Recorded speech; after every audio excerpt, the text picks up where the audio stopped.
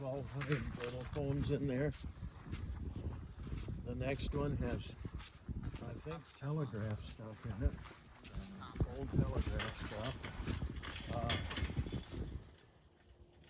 On this property here on Hess Road in Galesville, we have 33 semi-trailers that are full of mostly telephones.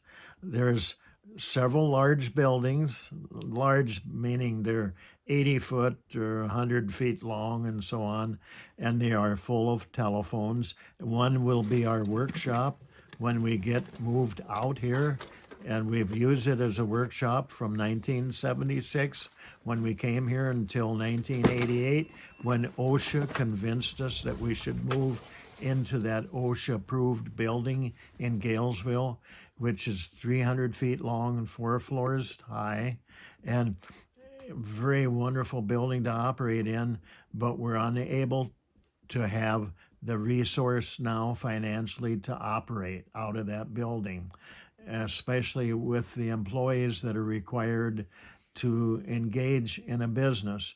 This is not an unusual circumstance to find a person in. Everybody that's in business is faced with this situation. Ours is unique because it's telephones, and telephones were once popular of all different types, and now it's just the cell phones are popular, and that's another story where you see people walking around looking at their cell phone, checking their values in a shop or a store and comparing to whether to buy something.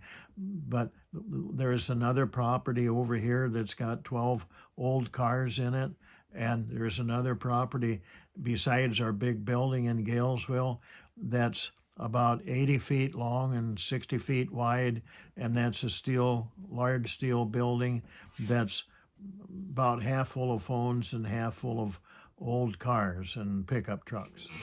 We just stepped right into an open door. It was available. I mean, and the old telephones were everywhere.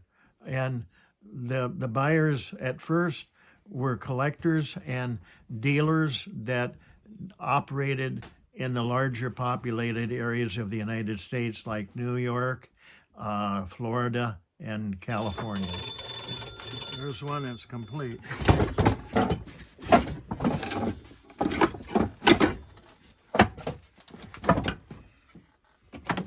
There's the transmitter. You talk into there, put that up to your ear. And this is the writing shelf that you put your notes. I showed you over there, the new ones.